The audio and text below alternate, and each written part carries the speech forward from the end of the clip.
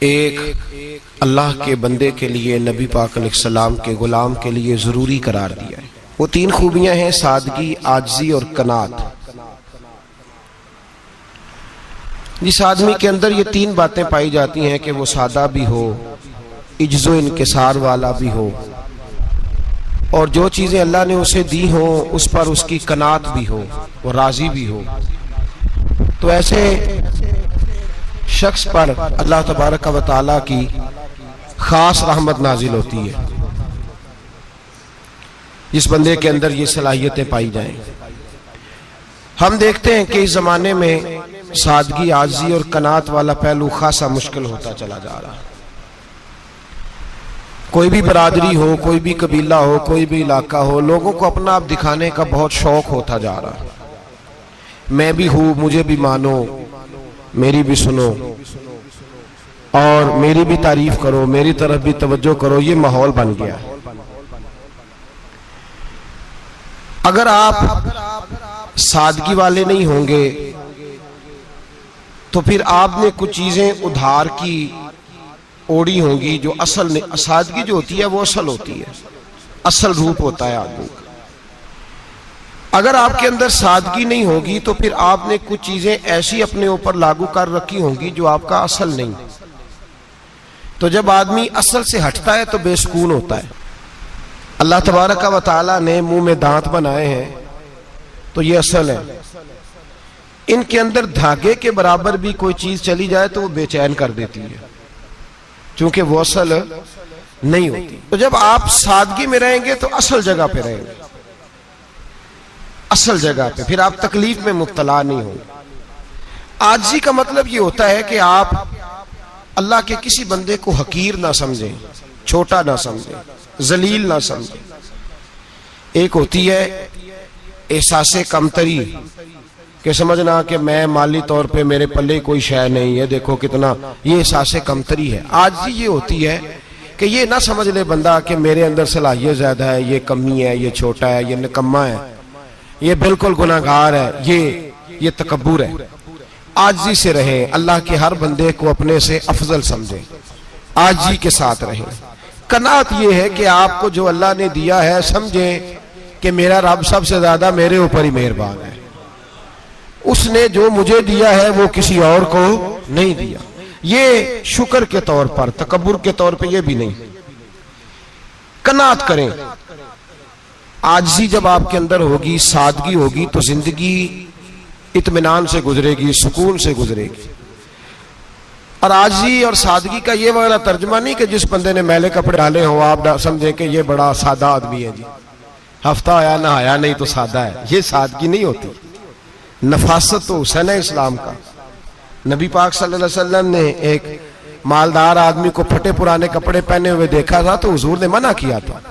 फरमाया अगर अल्लाह नेमत देता है तो बंदे पर उसका असर देखना भी पसंद फरमाता है। अच्छे कपड़े छोड़ दें तो आप सादा हो गए, ये मतलब नहीं। बहुत सारे गरीब लोग भी सादे नहीं होते, जो हर वक्त कहता रहता है मैं किसी चौधरी को कुछ नहीं समझता, तो वो सादा है। जो कहता रहता है कोई नहीं मेरी नजर में, मैं आप बड़ा सियाना हूं, फलाना बंदा आया तो मैंने लाजवाब कर दिया, दो बातें नहीं फिर वो कर सका आगे से, तो आप सादे। आप तो बड़े महान तेज आदमी है भाई, आप तो अपनी करामत सुना रहे। सादगी का मतलब है बेतकल्लफ जिंदगी, जिसमें कोई तकल्लुफ ना पाया जाए। जो बंदा हो वही वो बयान करे, ये सादगी है। ये सादगी के खिलाफ है कि आप जो नहीं है वो आप। मेरा एक तजर्बा है, इसको आप कुरान और हदीस का निचोड़ ना समझिएगा, मेरी जाती बात है तो इसको जादी रहने दीजिएगा। कभी कभी मैं परेशान होता हूं। आप किसी की दावत खाने जाए ना, वो अकीके की हो, वलीमे की हो, कोई भी हो, अच्छा जब आप खा लेते हैं ना तो फिर वो आदमी मुतालबा करता है कि आप उसकी तारीफ करें, फिर उसका ये मुतालबा होता है। वो बिल्कुल मेरी तरह का देहाती भी हो तो कहता मैं मुंडिया नूं कल आख्या कि लियाओ फिर कोई कट्टा चंगा तगड़ा जिहा, अज जी आखन ना कि जनाब एदी दावत सी ते इस पकाए कुछ नहीं। वो फिर जिसले कट्टा एडा वधिया लिया के नाई अगे रखिया तो उन्हें पहली बारी इंज दा वेखिया, उन्हें फिर बनाया कि कमाल कर छड़ी। मुतालबा क्या है उसका भला? तो तो आखे कि जिंज दी तुसां रोटी पकाई मैं कदे नहीं खादी। ये हर आदमी का मुतालबा, हर आदमी। जनाब मैं सवेरे गया हूं तो ताजी सब्जी स्पेशल आपके लिए मैं लेके आया हूं, और ये वो वाली लाया हूं जो मिलती नहीं थी पूरी दुनिया से, सिर्फ मुझे मिली है। तो ये आजिज़ी नहीं, ये सादगी नहीं, ये बनावट है। ये मैं अमीर गरीब ये सारे लोग ये काम करते हैं, सारे। जो हम नहीं वो हम बन के दिखाते हैं, जो हम हैं नहीं वो हम बनते हैं। उसका नुकसान ये होता है कि जब वो चीज जो असल नहीं होती वो आती है तो तकलीफ देती है। नबी पाक अलैहिस्सलाम की जिंदगी सादी थी। किस तरह की सादी थी? दो जुमले, हजरत अब्दुल्ला इब्ने अब्बास के दो जुमले और बात खत्म कर दी। फरमाते हैं मेरे रसूल पाक अलैहिस्सलाम की जिंदगी सादी थी। ये कैसी सादी थी? फरमाते हैं जो मिलता था हुजूर पहन लेते थे, जो सामने आता था खा लेते थे। कोई तकल्लुफ नहीं कि मैंने ये नहीं खाना, ये खाना है, ये नहीं लेना, ये लेना है। ये मिजाज नहीं, तबीयत नहीं। हमारी तो पसंद नापसंद होती है ना। हुजूर को कद्दू ज्यादा पसंद था, ये तो आपको हदीस में मिलेगा, ये तो मिलेगा। लेकिन ये नहीं मिलेगा कि नबी पाक सल्लल्लाहु अलैहि वसल्लम को गंदम नापसंद थी, ये नहीं मिलेगा। आपको ये तो मिलेगा कि रसूल पाक को दूध ज्यादा पसंद था, ये नहीं मिलेगा कि सादा पानी नापसंद था। ये तो आपको मिलेगा कि नबी करीम सैयद आलम सल्लल्लाहु अलैहि वसल्लम जमीर पर सोने को पसंद करते थे। ये नहीं मिलेगा कि चारपाई पे सोने को नापसंद करते थे। यानी हुजूर की जिंदगी सादी है, उसमें तकल्लुफ हमारी पसंद नापसंद होती है, और जो जोश है हमें पसंद नहीं वो फिर है ही नहीं सही, वो गलत हो गई फौरन, वो सिरे से उसका कोई असर ही नहीं रहा, वो बिल्कुल तबाह हो गई। मेरे हबीब पाक सैयद आलम अलैहिस्सलाम ने सादी जिंदगी गुजारी और आजिज़ी वाली जिंदगी गुजारी। हम लोग आजिज नहीं होते, आजिज नहीं हो। अगर हम लोग आजिज हो जाएं तो लड़ाइयां खत्म हो जाए। हर खानदान में हर घर में लड़ाई है, इसका मतलब है कि आजिज़ी, जहां आजिज़ी होती है वहां लड़ाई, वहां लड़ाई नहीं होती, झगड़ा नहीं होता। हमारा भाई से, भतीजे से, भांजे से, बीवी से, ससुराल वालों से, रिश्तेदारों से, भाइयों से अगर इख्तलाफ चल रहा है और हर जगह चल रहा है तो सारी जगह तो गलतियां नहीं ना पाई जाती, कहीं हमारी भी गलती होती है। तो ये जो इख्तलाफ चल रहे हैं और सुलह नहीं हो रही, इसकी वजह यह है कि हमारे अंदर आजिज़ी इनकिसारी हो, तो फिर तो झगड़ा ही कोई नहीं। मेरे नबी पाक अलैहिस्सलाम की जिंदगी में आजिज़ी है, इनकिसारी है। इसलिए हुजूर ने कभी लंबी चौड़ी बातें नहीं सुनाई। सहाबा कहते हैं नबी पाक अलैहिस्सलाम तकरीर छोटी करते थे, नमाज लंबी पढ़ते थे। तकरीर, नमाज, हमारी बातें लंबी और नमाजें अल्लाहु अकबर, उल्ट बिल्कुल सिलसिला। नबी पाक अलैहिस्सलाम ने सादगी, आजिज़ी को अपनाया। बहुत गरीब आदमी, बड़ा माड़ा बंदा जो 100 रुपया दिहाड़ी लेता है, और बाहर जब वो दिहाड़ी करने गया है तो वो शाम को जब उसने ना समेटा है ना वो सीमेंट और रेत और वो सारी चीजें, तो वहां वो झाड़ू फेर के आया है। फेरते हैं ना जी मजदूर झाड़ू, ये काम वो करने को तैयार है, पर अपने घर में आके झाड़ू देने को तैयार नहीं वो, इसलिए कि ये उसकी मर्दानगी के खिलाफ है। बाहर जब वो गया है, किसी होटल में काम कर रहा है, टाई पैंट कोट पहन के वो बड़ा अच्छा, वहां अगर उसको बर्तन धोने पड़े तो धो लिए, बल्कि अगर नाराज ना हो जाए बाहर रहने वाले साथी, तो ढेरों लोग बाहर जाके होटलों में बर्तन मांजते हैं, लेकिन वहां उनके रोब को, उनके नाम को कोई धब्बा लगता, लेकिन घर के अंदर जिस बर्तन में उन्होंने खुद रोटी खाई है, अगर उनको ये कह दिया जाए ना कि ये धो लो, तो फिर तो तलाक तक नौबत आ जाती, फिर तो मसला खराब है। फिर तो हो सकता है कि बीवी की अम्मा की भी खैर ना हो, तुझे उसने सिखाया ही कुछ नहीं, मुझे ही तूने कह दिया उठ जा। ये हमारा हाल है, और है हम सारे आजिज़ मिस्कीन, है हम सारे माड़े गरीब, ये सारा अपनी जगह तय।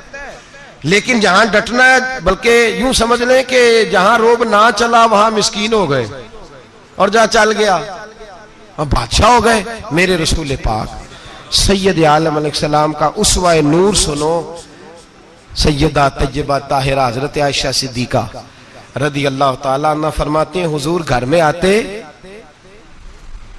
अगर घर के अंदर झाड़ू देने वाला है तो मुस्तफा ने उठा के काम करना शुरू कर दिया है। ये मामूली बात नहीं। अगर हजरत फातिमा ज़हरा की चक्की पीसने के लिए फरिश्ते आ सकते हैं तो रसूल पाक के घर का काम करने के लिए भी आ सकते हैं। लेकिन मेरे नबी पाक सल्लल्लाहु अलैहि वसल्लम घर में अपने कपड़े धो लेते, फट जाते तो हुजूर सी लेते। यहां तक कि हजरत आयशा फरमाती है एक दिन हुजूर ने कहा खाना पकाओ, तो मैंने कहा कनीज आटा गूंद रही है। नबी पाक ने मालूमात की तो पता चला कि वो कनीज तो जा चुकी, बीमार थी। फरमाती है हुजूर ने अपने दस्ते मुबारक से आटा गूंदा, नबी पाक ने गूंदा, नबी पाक ने।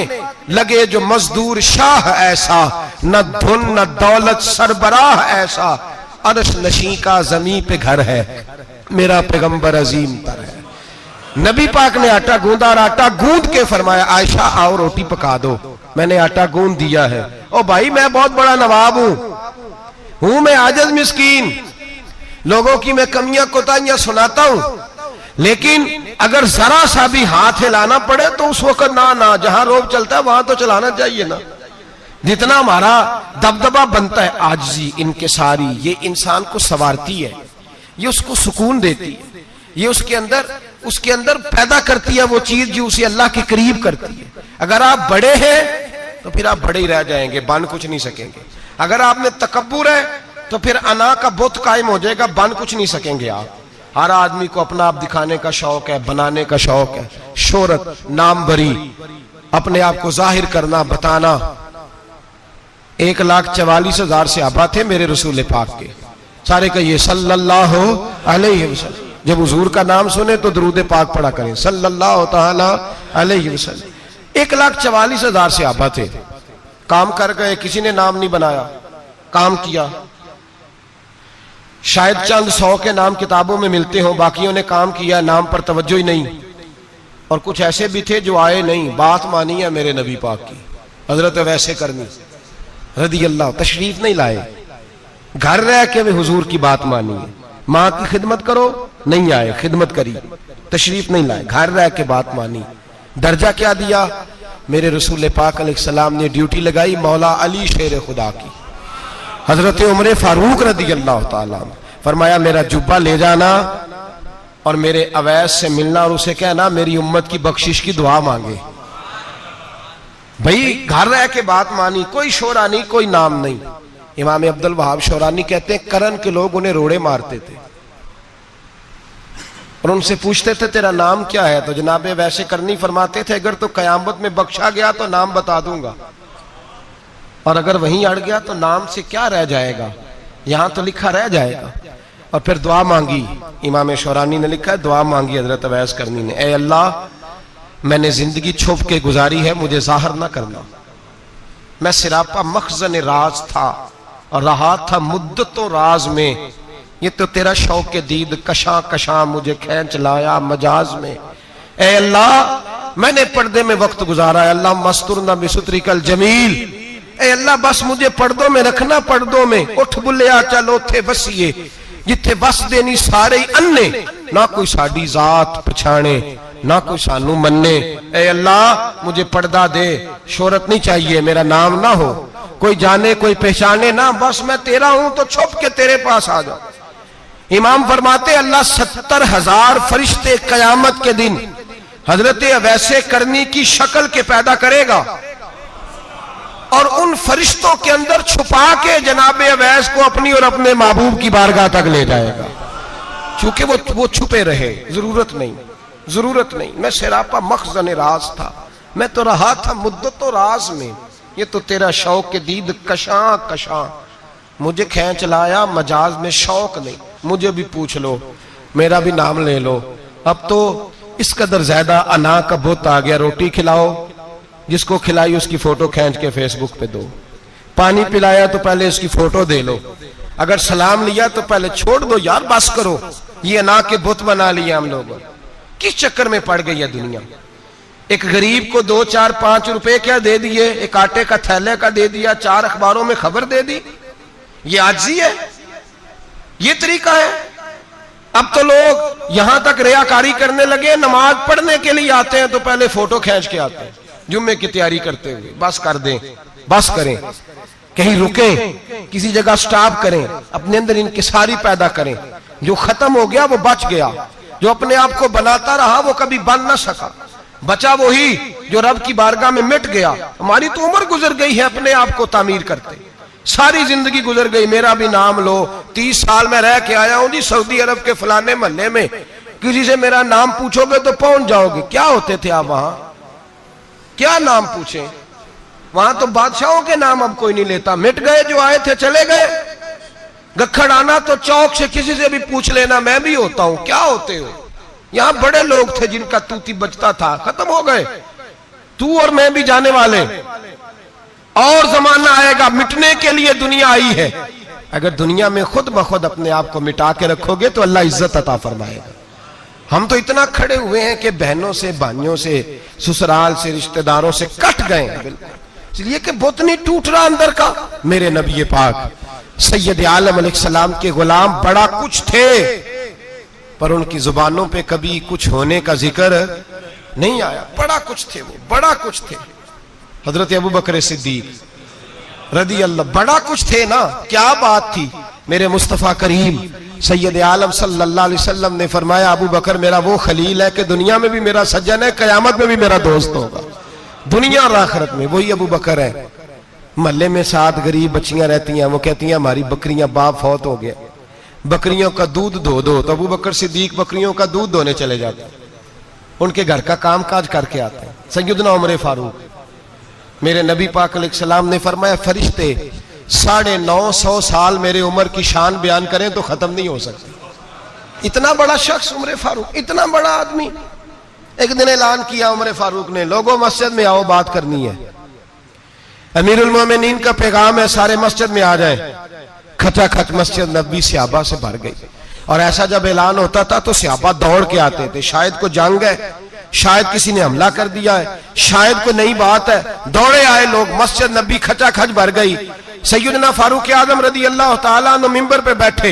हजरत अब्दुर्रहमान इब्ने औफ रदी अल्लाह तआला अन्हु फरमाते हैं कि सहाबा तजस्सुस के देख रहे हैं कि पता नहीं किसी तरफ से पैगाम नहीं आ गया, कोई काफिर हमला नहीं करने लगा, अल्लाह जाने क्या हुआ है, बड़ी परेशानी है। उमर बैठे, अल्लाह की हम्द की, नबी पाक सल्लल्लाहु अलैहि वसल्लम पर दुरूद पढ़ा, और फिर उमर फारूक बोले, फरमाने लगे, मैं जब मक्के में रहता था ना तो कभी घर में कहत आ जाता था, कभी कहत आता था घर में, बकरियों के दूध खुश्क हो जाते थे, गंदम नहीं मिलती थी, पानी नहीं होता था। तो फरमाया मेरी अम्मा मुझे खाला के घर भेज देती थी। कबीला बनु मखजूम, उस कबीले में मेरी खाला की शादी हुई थी तो वो मालदार लोग थे, उनके पास ज्यादा बकरियां, ज्यादा ऊंट, ज्यादा गायें, ज्यादा खेत थे। हजरत उमर फारूक फरमाने लगे, मैं उनके घर जाता तो मेरे खालू समझ जाते कि उमर को इसलिए भेजा गया है कि कहत आ गया है। फरमाते हैं वो मुझे सवेरे बकरियां चराने ले जाते, शाम तक मैं उनकी बकरियां चराता। अमीरुल मोमिनीन उमर, एक तरफ मसला यह है कि कैसर और किसरा की दीवारें हिल रही है उमर के नारों से, और इधर उमर मिंबर पे बैठ के खुतबे दे रहे हैं। फरमाते हैं मैं बकरियां चराता, शाम तक खाला के घर जाके मजदूरी करता, और फरमाते हैं शाम होती तो एक मुट्ठी किशमिश मुझे देते वो। आप फरमाते हैं मैं बड़े कद वाला था, एक मुट्ठी किशमिश मिलती है, कभी एक मुट्ठी खजूरें, मैं शाम को खा के सो जाता। कई महीने यूं ही गुजरते तो मेरी अम्मा का पैगाम आता कि हालात सही हो गया, मेरे बेटे को भेज दो। ये बात कही, हजरत उमर रोने लगे और फिर कहने लगे अब वो वक्त आया है कि लोग मुझे अमीरुल मोमिनीन उमर कह के पुकारते हैं। बस ये 2 बातें की। उमर ने कहा चलो जोहर का वक्त हो गया, अजान पढ़ो, उठो नमाज पढ़े, उठो। अजान हुई, इकामत हुई, जनाब उमर ने नमाज पढ़ाई, लोग चले गए तो सैयदना अब्दुर्रहमान इब्ने औफ जराना था जनाब उमर से, बाजू पकड़ के कहने लगे उमर सियाना बंदा यार, तू ये 2 बातें सुनाने के लिए इतना मजमा इकट्ठा किया था, ये 2 बातें कहने के लिए कि मैं खाला के घर जाके मजदूरी करता था तो एक मुट्ठी किशमिश मिलती थी, एक मुट्ठी खजूरें, ये कहने के लिए कि मैं बकरियां चराया करता था। तो हजरत उमर फारूक रदी अल्लाह तआला अन्हु फिर रोए, फिर आंखों में आंसू आए। कहने लगे अब्दुर्रहमान आज ना मिस्र शाम से कुछ लोग आए थे और वो बता रहे थे कि उमर तेरा डंका वहां भी बड़ा बजता है, वो मुझे कह रहे थे तेरे नाम के वहां भी बड़े दबदबे हैं, बड़े तज़किरे हैं। तो मेरा नफ्स मुझे कह रहा था उमर देखा देखा तू यहां बैठा है और वहां तेरे नाम का शोर हो रहा है, मुझे इसने बड़ा किया है। तो मैंने आज मुस्तफा के सारे गुलाम इकट्ठे करके अपनी औकात बता दी है। मैंने अपनी औकात बताई है कि मैं कुछ नहीं, कोई शय नहीं, कोई चीज ही नहीं, असी किसी दे कुछ नहीं जे लगदे, ना कोई साडा दर्दी। मैंने बताया है कि मैं तो किसी के बकरियां चरा के एक मुट्ठी किशमिश लेके गुजारा किया करता था। गुजारा मुझे मेरे कुछ साथी ना ले गए गुजरांवाला सर्दियों के मौसम में, मुझे कहने लगे स्वेटर पसंद कर लें अपनी मर्जी का। तो मैंने कहा यार मुझे तो वही मजा आता है जो मेरी अम्मा क्रोशिये से बनाया करती थी, वही वो पहले अब्बा पहनते थे, फिर वही स्वेटर बड़ा भाई पहनता था, फिर हमारे खाते में आ गया। और फिर उसकी तारीफें होती थी गुर्बत छुपाने के लिए, उसकी तारीफें होती थी बड़ी मेहनत से बना है जी, क्या बात है, बड़ा गर्म है, तो अब छोटे भाई को दे दिया जाए। हमने कहा वही जमाना देखा है, वही रंग देखा हुआ है और उस पर फख्र है। अब तो लोग जब कुछ हो जाता है ना, 2-4 लोग जानने लगते हैं तो लोग फटाफट दावा कर देते हैं खानदानी रईस आजम हूं, बड़ी बात है। ऐसी कोई बात नहीं, जिसको अपना आप याद रहता है उसे खुदा भी याद रहता है, जिसे अपना आप याद रहता है उसे रसूलुल्लाह भी याद रहते हैं, जिसे अपना आप याद रहता है उसकी नजर में दूसरे लोग भी कुछ होते हैं, मैं उम्रे के लिए हज के लिए जाता रहता हूँ, रब मुझे अपने फजल से बुला लेता है। तो मैं एयरपोर्ट से नीचे उतरा तो एक साहब मेरे जानने वाले थे, दौड़ के आए और मुझे कहने लगे क्या बात है, सुना है इस दफा आप सऊदी एयरलाइन से आए, सीधा मदीना शरीफ आए, क्या बात है आपकी। और मैंने कहा साहब छोड़ दें, मैं भी जब पहली दफा आया था तो मैं भी बड़ा घूर घूर के एयरपोर्ट देखता था, मैंने कभी देखा जो नहीं था, मैं बड़ा घूर घूर के देखता था, कोई ऐसी बात नहीं है, ये निजाम कुदरत है, बादशाह के फैसले हैं, वो जब चाहता है जिस तरह के चाहता है फैसले फरमा लेता है, तो ये उसके फैसलों की बात है। हम लोग ना जिस हैसियत पे होते हैं वहीं रह जाते हैं, पिछली बात भूल जाते हैं, इसलिए हम चाहते हैं जो भी हमें मिले झुक के मिले, जो भी आए, और ये मेरा आपका सबका मुश्तरका मामला है। मेरे नबी पाक सल्लल्लाहु ताला अलैहि वसल्लम ने सहाबा से पूछा तुम्हें बताऊं जन्नत के बादशाह कौन होंगे? जन्नत के आम लोग नहीं, जन्नत के, बोलिएगा जरा, जन्नत के अल्लाह बादशाह। जन्नत में तो जाना बड़ी बात है, और हुजूर जन्नत का भी बादशाह। इब्ने माजा में लफ्ज है, तुम्हें पता है जन्नत के बादशाह कौन होंगे? तो मेरे मुस्तफा करीम सल्लल्लाहु ताला अलैहि वसल्लम के गुलामों ने कहा हुजूर हमें नहीं पता। तो हुजूर ने फरमाया जन्नत के बादशाह वो लोग होंगे जिन्हें दुनिया में कोई भी नहीं जानता था, जिनके कपड़े सादे होते थे, जो गरीब लोग होते थे, जो सिफारिश करते थे तो उनकी कबूल कोई नहीं करता था, जो किसी के साथ जाते थे तो उनको मानता कोई नहीं था, वो जन्नत के बादशाह होंगे, बादशाह। और फरमाया क़यामत के दिन जब लोग उन्हें देखेंगे तो उन पर फख्र करेंगे, रश्क करेंगे, कहेंगे क्या बात है तुम्हारी, यहां तो शौक ही बड़ा है। गरीबों ने भी पोस्टर बनाए हुए हैं, डाकुओं, लुटेरों, चोरों की तस्वीरों के साथ लगवाए हुए, अपने आप को बड़ा करने के लिए। आजी इख्तियार करें, आजी इख्तियार करें, अपने आप को मिटाने की कोशिश करें। रब करीम के बंदे आगे बढ़ बढ़ के अपना आप दिखाते नहीं, बड़ा शौक है, पहले फोटो खिंचा लो, बाकी बातें बाद में होंगी, पहले वीडियो बना लो, बाकी कुछ और बाद में होगा, पहले। अब तो परसों तरसों मुझे एक मौलाना कहने लगे कि आपसे मैंने, वो यहाँ जुमा पढ़ने आते हैं कभी कभी, मेरे दोस्त हैं, कहते हैं आपसे मैंने सुना था कि अगर कोई उस नबी पाक का फरमान है, अगर कोई नजराना दे तो उसको ले लो, अगर कोई तोहफा दे तो उसको, हुजूर ने फरमाया ले लो, अगर तुम्हें को देता है, अपनी मर्जी से, मांगना मना है, खुद दे दे तो ले लो, वरना एक वक्त आएगा तुम मांगोगे तुम्हें मिलेगा नहीं, जब को दे दे तो ले लो। कहने लगे आपने कहा था को दे दे, तो उस वक्त से मैं कोई सूट देता है मुझे मेरी मस्जिद का नमाजी तो मैं ले लेता हूं, कोई मुझे कोई और शय देता है तो मैं आपसे सुन के, तो अगर मेरी मस्जिद का नमाजी सूट पकड़ाते साथ फोटो भी खींचे तो फिर मेरे लिए क्या हुक्म है? वो खुशबू की डब्बी देते हुए साथ फोटो भी खींचे, फिर मेरे लिए क्या हुक्म है?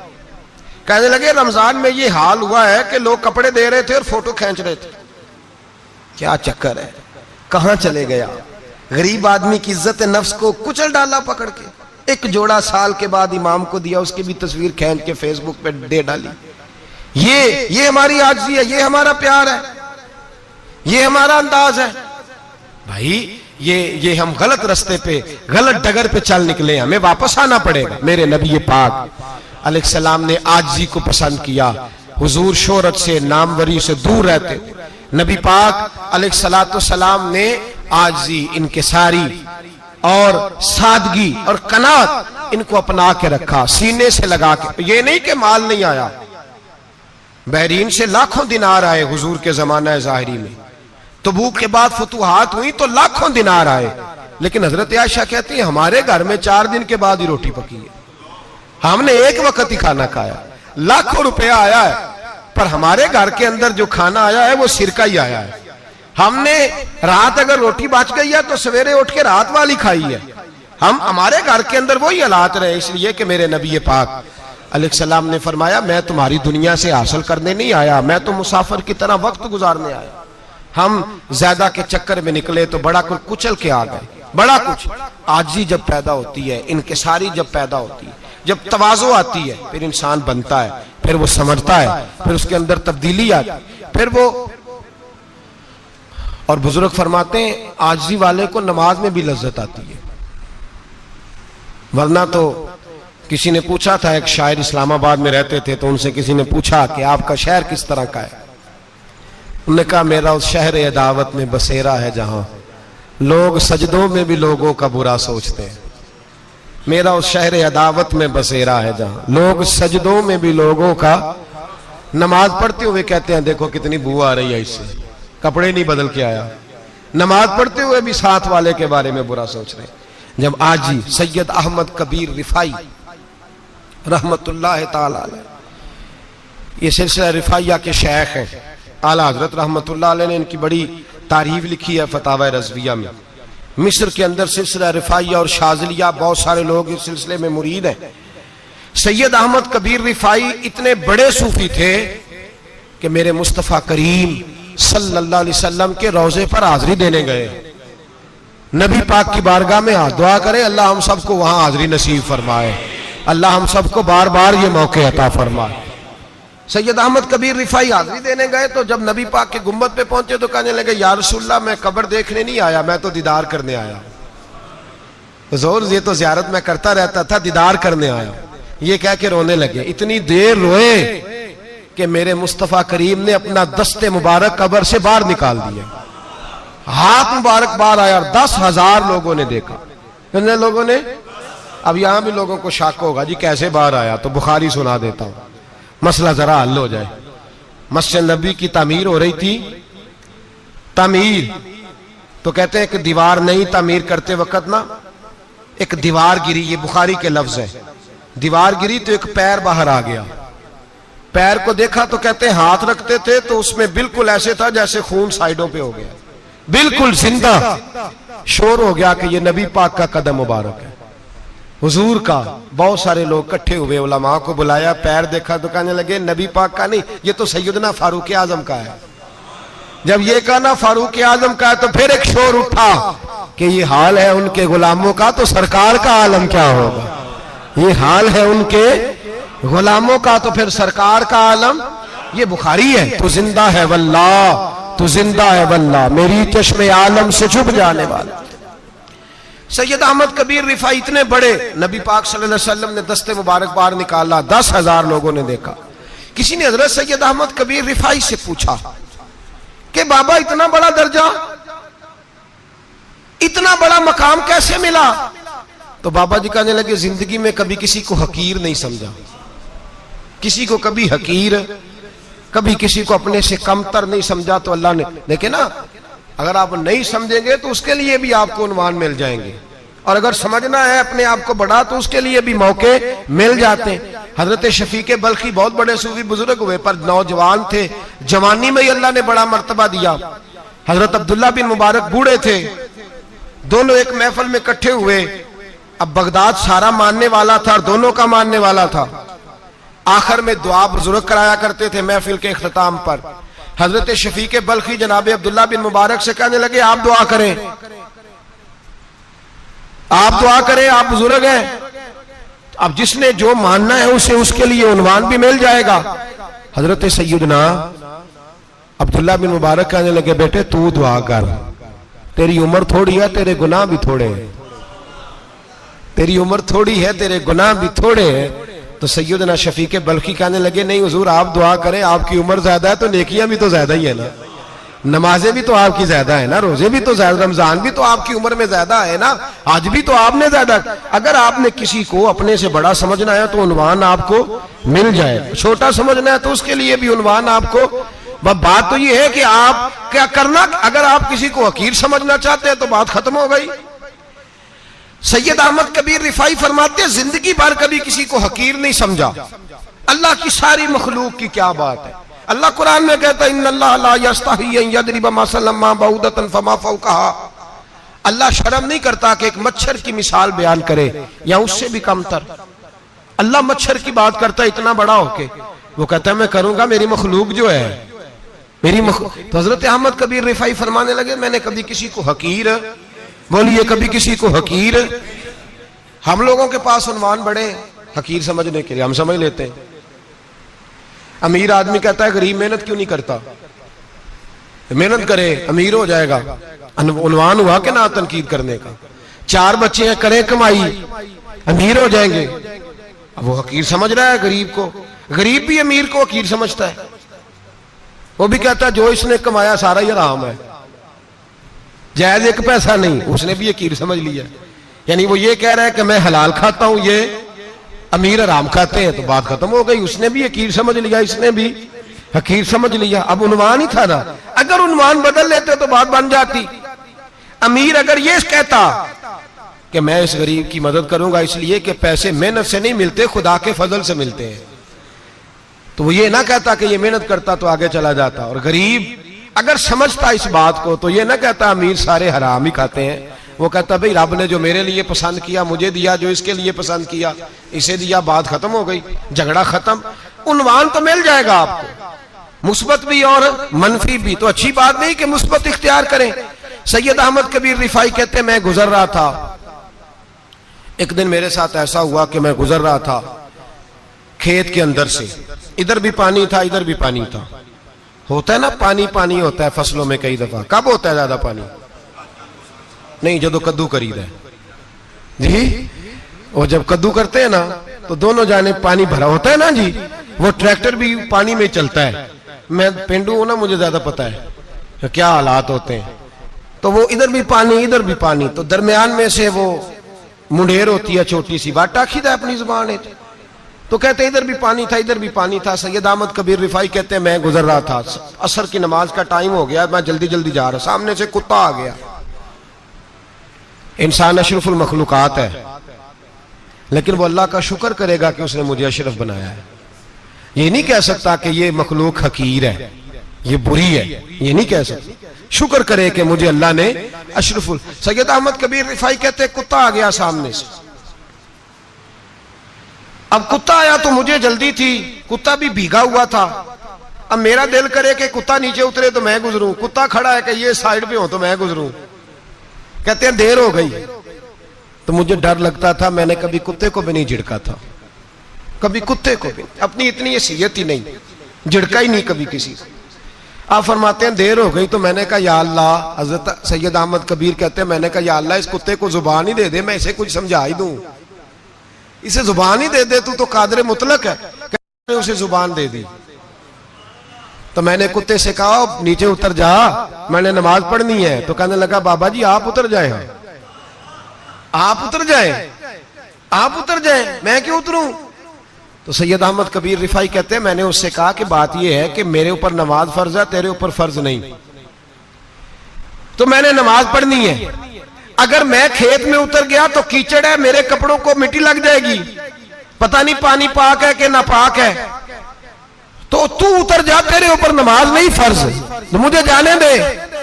तो सैयद अहमद कबीर रिफाई कहते हैं उसने ऐसी बात की कि मेरे ऊपर वजद तारी हो गया। कुत्ते ने बात की तो मैं कांपने लगा। राती जागे शेख सदावे, राती जाग दे कुत्ते, तैथों उत्ते मालक दा दर मूल न छड़ दे, भावे मारो 100 जुत्ते तैथों उत्ते। वो एक बुरकी दा कदर पछानन, भावे मालक हो मन सुत्ते तैथों उत्ते। रुखा सुखा खा दिने जा रुखा विच सुते ते तैथू उत्ते उठ बुलिया चल यार मना लै नहीं ते बाजी लै गए नहीं कुत्ते। उठ बुलिया चल यार मना लै नहीं ते बाजी लै गए कुत्ते ते तैथू उत्ते। सैयद अहमद कबीर रिफाई कहते हैं वो मुझे कहने लगा आप उतर जाए, तो मैंने कहा भाई मेरे ऊपर नमाज फर्ज है, तेरे ऊपर फर्ज नहीं, तू उतर जा, मेरे कपड़े आलूदा हो जाएंगे तो क्या करूंगा। तो कहते हैं उसने बात की तो मैं घबरा गया और छलांग लगा के मैं खेत में उतर गया। मुझे कहने लगा बाबा जी कपड़े अगर आपके कीचड़ से आलूदा हो गए तो पानी से साफ हो जाएंगे, और अगर मुझे हकीर जान के आपका दिल आलूदा हो गया तो 7 समुद्रों से भी साफ नहीं होगा। कपड़े पानी से धुल जाएंगे और दिल अगर तकब्बुर से आलूदा हुआ तो 7 समुद्रों से भी सही हो सकता ना ना ना। हकीर नहीं जानना, ना मौलवी को, ना सूफी को, ना दरवेश को, ना खेत में काम करने वाले को, ना पट्टे पे मजदूरी करने वाले को, ना गाड़ी का शीशा साफ करने वाले को, ना तेल डालने वाले को, ना किसी को हकीर ना जान, ना किसी के हाल पे तंज कर, ना किसी के गम का मजाक उड़ा, वो जिसे चाहे जैसा नवाज दे। ये मिजाज लुत्फ रसूल है। ना ना कोई आया लेके चला गया, कोई उम्र भर भी ना पा सका, मेरे मौला तुझसे गिला नहीं, ये तो अपना अपना नसीब है। भाई हकीर नहीं जानना। सैयद अहमद कबीर रिफाई फरमाते हैं वो कुत्ता तो गुजर गया, मैं दौड़ा घर गया, जाके मैंने गुस्ल किया, कपड़े बदले। फरमाते हैं पहले भी मैं असर पढ़ता था, पर आज जब नमाज पढ़ी तो बड़ा ही मजा आया। मैं सर सजदे में रखूं मेरा उठाने को जी ही ना चाहे, मैं रुकू में जाऊं तो मेरा सर उठाने को दिल ही ना चाहे, मेरा दिल करे आज मगरिब लेट हो जाए, आज सूरज देर से गुरूब हो, मैं आज सारा दिन असर ही पढ़ता रहूं। भाई जब तू आजिज़ी वाली पढ़ता है, जब तू इनकिसारी वाली पढ़ता है, जब तू हजरत सैयदना मुआविया बिन खुतैज रदिया, एक हजरत मुआविया बिन सुफियान है, एक मुआविया बिन खुतैज सहाबी है, वो कहते हैं मैं जंग फतह करके आया तो सख्त गर्मी का मौसम था, मुझे पता था कि उमर फारूक दोपहर को आराम कर रहे होंगे। आप फरमाते हैं मैं मस्जिद नबी में बैठ गया, एक बच्ची जनाब उमर के घर से निकली तो मुझे कहने लगी मुआविया आपका नाम है? मैंने कहा हाँ। अंदर जाके जनाब उमर को बताया तो उमर दौड़े आए, और जब आए तो सर पे टोपी कोई नहीं, पैरों में जूता कोई नहीं। कहने लगे मैं तेरा इंतजार कर रहा था, आज मुझे उम्मीद थी तू आएगा, तूने बताया क्यों नहीं? तो मैंने कहा हुजूर मुझे पता है रात सारी आप चेहरे पे कपड़ा डाल के मदीने की गलियों में रहते हैं, तो दोपहर को आप आराम करते होंगे, इसलिए मैंने कोशिश की कि आपको बेदार ना करूं, आप आराम कर रहे होंगे, इसलिए ये मैंने कोशिश की कि मैं बैठता हूं मस्जिद में आराम करता हूं, जब आप आएंगे तो देखी जाएगी। हजरत उमर फारूक ने जलाल किया, फरमाया तू मुझे गाफिल समझता है कि मैं सो जाऊंगा? और आप फरमाने लगे मैं कौम का खादिम हूं जिसकी इतनी ज्यादा रियाया हो वो सो जाए चुप करके, मैंने जवाब नहीं देना अल्लाह की बारगाह में? फरमाया मेरे अमीरों की तरह सोने जागने के वक्त मुकर्रर नहीं, मैं कौम का खादिम हूं, जिस वक्त भी आया करो मुझे जगा लिया करो, मुझे कब्र में जाके खुदा को भी जवाब देना है, मोहम्मद मुस्तफा को भी जवाब देना है। मेरे भाई याद रखें जब ये चीजें पैदा, और फिर हमने इन तकल्लुफात में, अब मैंने कई दफा ये बात बयान की है, अब तो लोग रिश्ते करते हैं तो डीसी कॉलोनी में किराए का मकान खरीदते हैं, 2-4 गैरों की गाड़ियां मंगा के दरवाजे के आगे खड़ा करते हैं, रिश्ता हो जाता है बड़ा घर देख के, और जब शादी के चौथे दिन पता चलता है कि ये किराए का मकान था, तो रिश्ते मकानों पे कायम नहीं होते, एतबार पे कायम होते हैं। वो एतबार टूटता है तो जिंदगी भर कायम नहीं होता दोबारा। जो आप हैं आप वही रहें, जो आप नहीं है वो कभी बनने की कोशिश ना करें। और मेरे अजीज ये भी याद रखें आजिज़ी आपको सवार देगी, और वैसे भी हम अल्लाह के हुजूर जाने वाले, अगर पर्दों में छुप के चले जाएंगे तो बच जाएंगे, और अगर हम अपना आप दिखाते ही रहें, सारी जिंदगी इसी चक्कर में रहें कि मुझे भी पूछो, मुझसे भी मुशावरत करो, मेरी भी बात सुनो, तो ये अना की दौड़ तो खत्म ही नहीं होती। हिर्स सिर्फ पैसे की नहीं होती, हिर्स हवस शोहरत की भी होती है। और नबी पाक सल्लल्लाहु अलैहि वसल्लम ने इसको भी बयान फरमाया है कि ये जो तेरे अंदर चीज पैदा होती है ना, मैं जाना जाऊं पहचाना जाऊं, इससे भी अपने आप को बचा। सहाबा के बाद जिस शख्स की खिलाफत सबसे मजबूत हुई वो हजरत उमर बिन अब्दुल अजीज थे। इतनी बेहतरीन खिलाफत की कि लोगों को हजरत उमर का जमाना याद आ गया। हजरत उमर बिन अब्दुल अजीज इराक में रहने वाली एक औरत थी। उस औरत का खामद फौत हो गया तो 5 बच्चियां यतीम थी। वो इराक से चली और जनाब उमर बिन अब्दुल अजीज के पास आई कि आप मेरी बच्चियों का वजीफा लगा दें। वो कहती है जब मैं पहुंची ना, यहां तो अब तो इस्तकबाल, आना जाना बड़े मामलात हैं। अब तो बच्ची की बारात आए और 5, 7, 10, 20 लोग दरवाजे पे खड़े ना हो तो बारात नाराज हो जाती है, कहते हमारा इस्तकबाल ही किसी ने नहीं किया। तो इस्तकबाल तो अब इस तरह है जिस तरह नशा नहीं होता, ये इस्तकबाल की हालत है, अमीरों से लेके गरीबों तक। मुझे पूछा ही नहीं किसी ने, कुर्सी नहीं दी, आगे नहीं बिठाया, ये वाला मामला है। और मैं मेरी तरह के लोग, नेक लोगों की बात नहीं करता। अब तो हम देखते हैं फलां मौलाना का इस्तकबाल हो रहा है, फलां के लिए लोग खड़े हो रहे हैं, नारे लग रहे हैं। और अब तो मैं देखता हूं ऐसे ऐसे हाथ लहराते हैं सूफी और दरवेश कहलाने वाले, जैसे सियासी लीडर लहराया करते।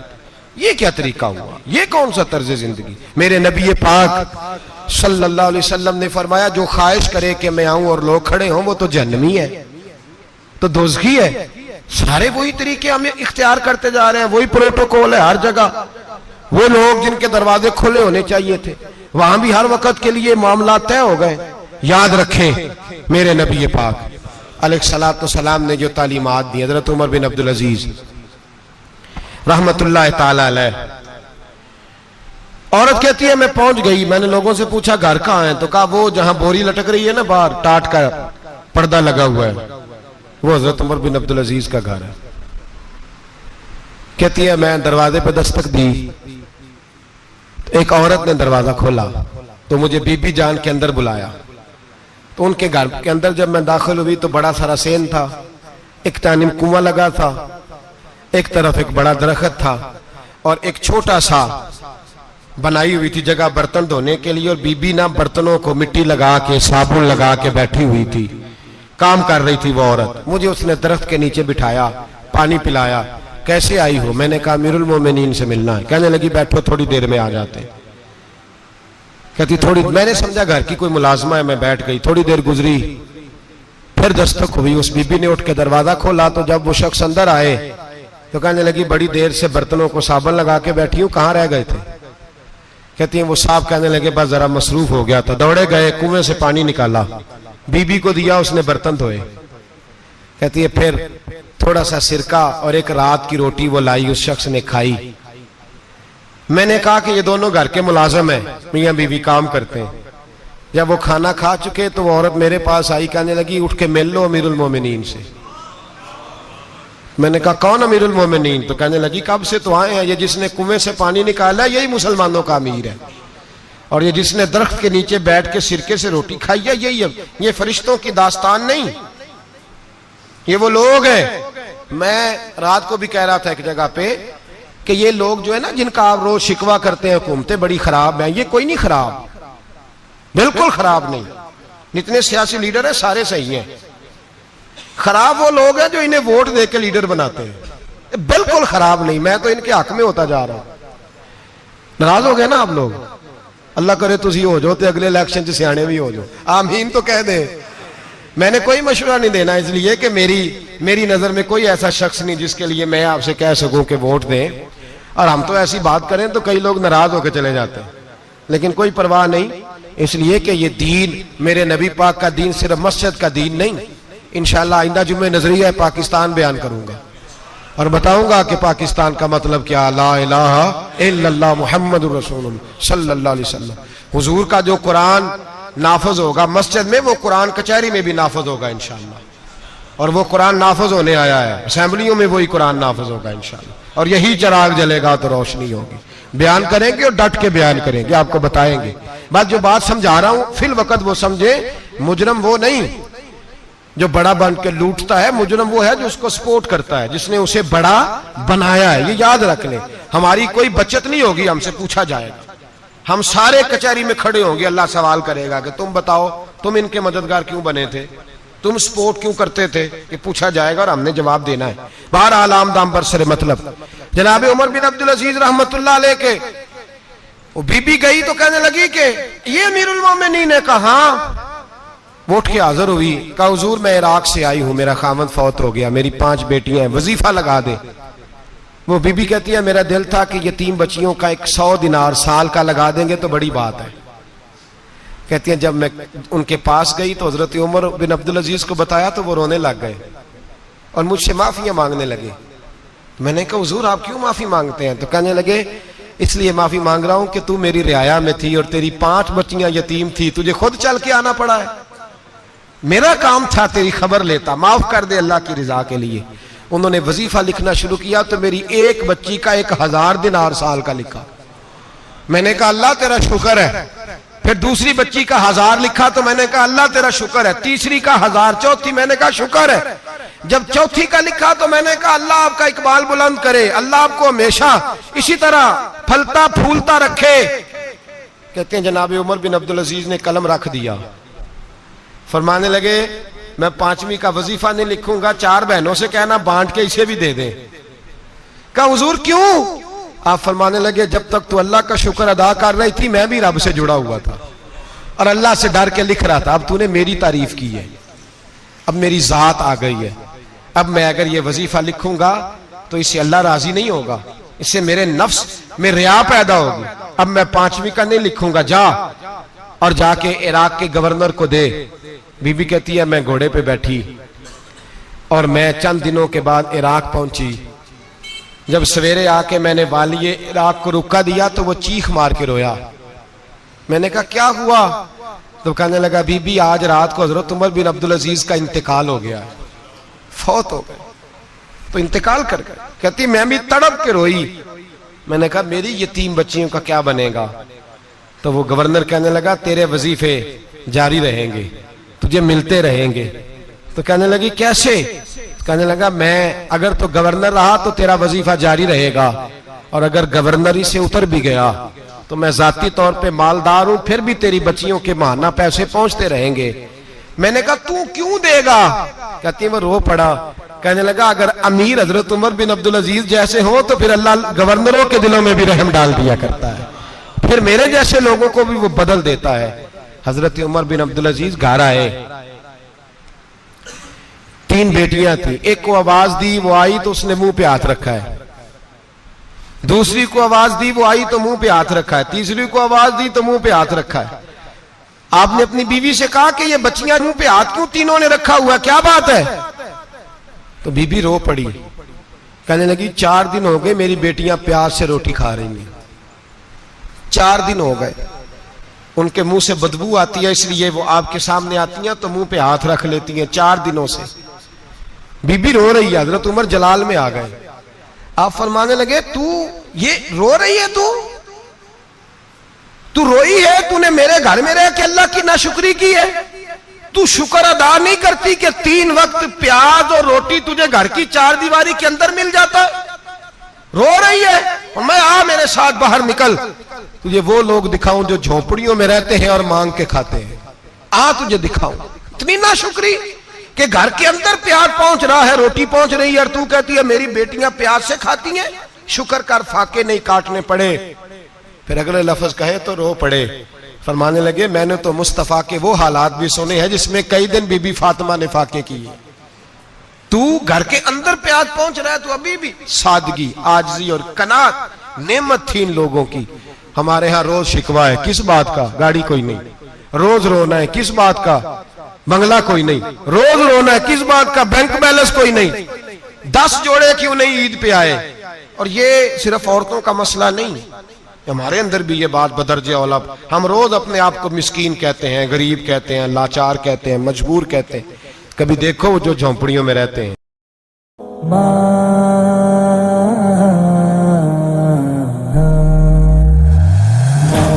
की आगोश में जब तक सो जाती है माँ, तब कहीं जा कर के थोड़ा सा सुकून पाती है माँ।